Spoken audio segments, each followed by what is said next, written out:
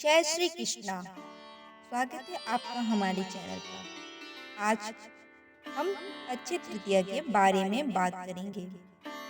प्रतिवर्ष वैशाख माह शुक्ल पक्ष की तृतीया को अक्षय तृतीया के रूप में मनाया जाता है। इस वर्ष यह तिथि 30 अप्रैल बुधवार को मनाई जाएगी। वैदिक पंचांग के अनुसार अक्षय तृतीया तिथि की शुरुआत 29 अप्रैल 2025 शाम 5:32 को होगी। वहीं इसका समापन 30 अप्रैल 2025 दोपहर 2:12 पर होगा। उदया तिथि को देखते हुए अक्षय तृतीया पर्व 30 अप्रैल को ही मनाया जाएगा। धार्मिक मान्यताओं के मुताबिक अक्षय तृतीया के दिन शुभ और मांगलिक कार्यों की शुरुआत की जा सकती है। इस पर्व को अबूझ मुहूर्त के नाम से भी जाना जाता है। अक्षय तृतीया के दिन जरूरतमंदों को दान करने से जीवन में सुख समृद्धि की प्राप्ति होती है।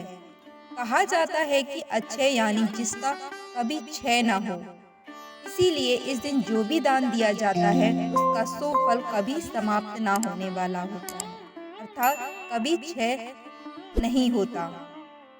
साथ ही इस दिन बहुमूल्य चीजों की खरीदारी करना बेहद शुभ माना जाता है। अक्षय तृतीया 2025 पर 7 शुभ योग बन रहे हैं। ज्योतिष के मुताबिक इस वर्ष 30 अप्रैल को अक्षय तृतीया पर गज केसरी राजयोग, रवि योग, चतुर्ग्रही योग, सर्वार्थ सिद्धि योग, रवि योग एवं शोभन योग और लक्ष्मी नारायण राजयोग निर्मित हो रहे हैं। इन सभी योगों के कारण साधकों को आकस्मिक धन और तरक्की की प्राप्ति होगी। इसीलिए इस दिन भगवान विष्णु और माँ लक्ष्मी की विधिवत पूजा अवश्य करें। इस दिन पूजा के लिए शुभ मुहूर्त सुबह 6:15 से दोपहर के 12 बजे तक रहना निश्चित है। माँ लक्ष्मी को प्रसन्न करने के तरीके। अक्षय तृतीया के दिन माँ लक्ष्मी की विशेष कृपा प्राप्त करने के लिए विधिवत पूजा करें। साथ ही घर के मुख्य द्वार पर दीपक प्रज्वलित करें। कहते हैं माँ लक्ष्मी का आगमन घर के मुख्य द्वार से ही होता है। ऐसा करने से माँ लक्ष्मी की कृपा आपके पूरे परिवार पर बनी रहती है।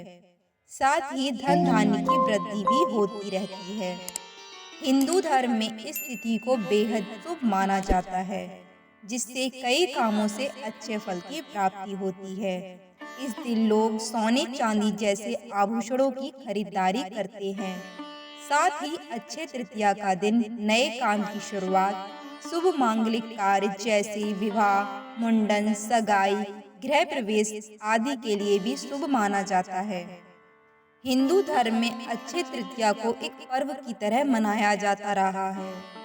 लोग इस दिन कई तरह के दान पुण्य धार्मिक कार्य करते रहते हैं। अक्षय तृतीया के दिन जितना जरूरी माँ लक्ष्मी और कुबेर की पूजा करना है, उतना ही आवश्यक है कि इस दिन अक्षय तृतीया से जुड़ी व्रत कथा को सुनना। तो ऐसे में चलिए जानते हैं अक्षय तृतीया की व्रत कथा के बारे में। हिंदू धर्म के कई तीज त्योहार आते हैं, मगर कुछ बहुत ही महत्वपूर्ण होते हैं। अक्षय तृतीया भी इन त्योहारों में से एक है। इसे वैशाख शुक्ल पक्ष की तृतीया के विशेष अवसर पर मनाया जाता है। पौराणिक ग्रंथों में अक्षय तृतीया को लेकर बहुत सारी कहानियां और कथाओं का वर्णन मिलता है। इस दिन को इतना शुभ माना जाता है कि कोई भी अच्छा काम इस दिन कराया जा सकता है। अक्षय तृतीया के अलावा इस तिथि में विष्णु जी के 6वें अवतार भगवान परशुराम का भी जन्म हुआ था। इसीलिए इस दिन को भगवान परशुराम की जयंती के रूप में भी मनाया जाता है। अक्षय तृतीया के शुभ दिन को लेकर यह मान्यता है कि इसी दिन गंगा नदी स्वर्ग से धरती पर आई थी।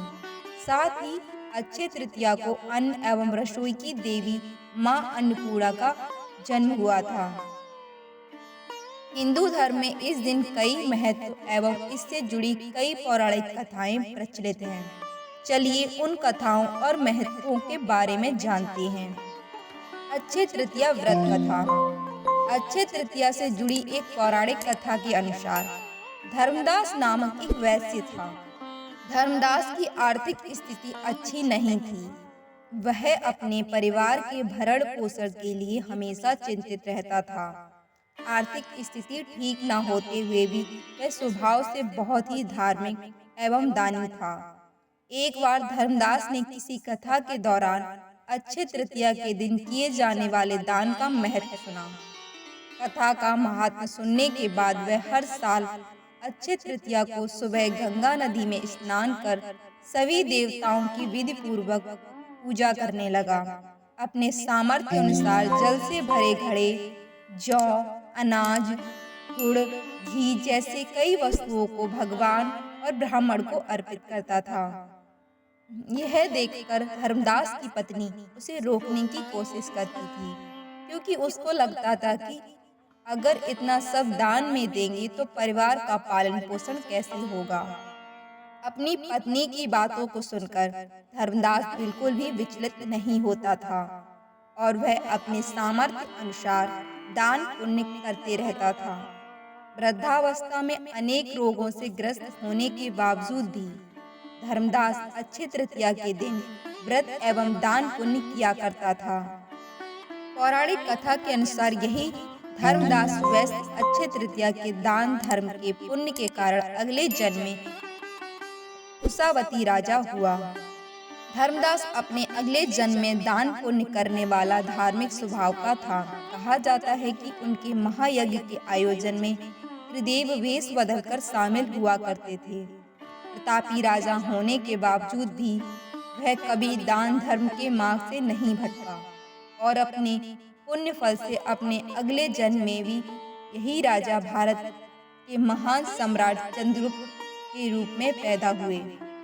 अक्षय तृतीया पर दान पुण्य से खुश होकर भगवान ने धर्मदास पर कृपा की। वैसे ही जो कोई भी अक्षय तृतीया के दिन इस दिन शुभ कार्य दान पुण्य कर व्रत कथा सुनता एवं पढ़ता है, उसे भी अच्छे पुण्य की प्राप्ति होती है। धार्मिक शास्त्रों में भी यह कहा गया है कि जीवन में सुख समृद्धि, यश और वैभव की प्राप्ति के लिए इस दिन दान पुण्य करके व्रत कथा जरूर सुननी चाहिए। आप भी अक्षय तृतीया पर सुख समृद्धि और यश पाने के लिए पुण्य कमाएं और व्रत कथा जरूर सुनें और पढ़ें। जय श्री कृष्ण।